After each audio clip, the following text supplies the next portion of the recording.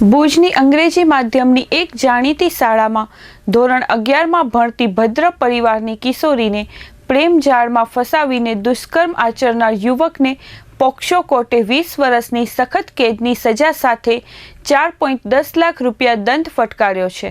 23/2/2024ના રોજ ટ્રાફિક પોલીસની જાગૃતિથી બહાર આવેલો સમગ્ર મામલો ભારે ચર્ચાસ્પદ બન્યો હતો। ભુજમાં હોસ્પિટલ રોડ પર દાબેલીની લારી પર કામ કરતો સમીર હમીદ પઠાણ સાડા 16 વર્ષની કિશોરીને સ્કૂલ યુનિફોર્મમાં તેના મોપેડ પર બેસાડીને જદુરાઈ ડેમ વિસ્તારની જાળીઓમાં ફરવા લઈ ગયો હતો, જ્યાં તેણે સગીરા સાથે દુષ્કર્મ આચર્યું હતું।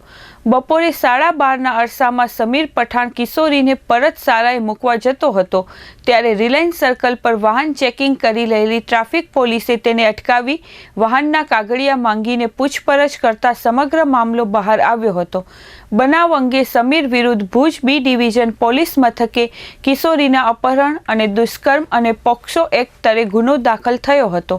આ ગુનામાં પ્રોસિક્યુશન તરફે 19 દસ્તાવેજી પુરાવા અને 10 સાક્ષીઓ રજૂ કરાયેલ હતા। આજે પોક્સો કોર્ટના વિશેષ જજ વિરાટ બુધે સમીરને દોષી ઠેરવીને ઇપિકો કલમ 363 હેઠળ 2 વર્ષની કેદ અને 5,000 રૂપિયા દંડ, 366 હેઠળ 3 વર્ષની કેદ અને 5,000 રૂપિયા દંડ, 376 હેઠળ 10 વર્ષની સખત કેદ અને 2 લાખનો દંડ તથા પોક્સો એક્ટની કલમ 6 હેઠળ 20 વર્ષની સખત કેદની સજા સાથે 2 લાખનો દંડ ફટકાર્યો છે।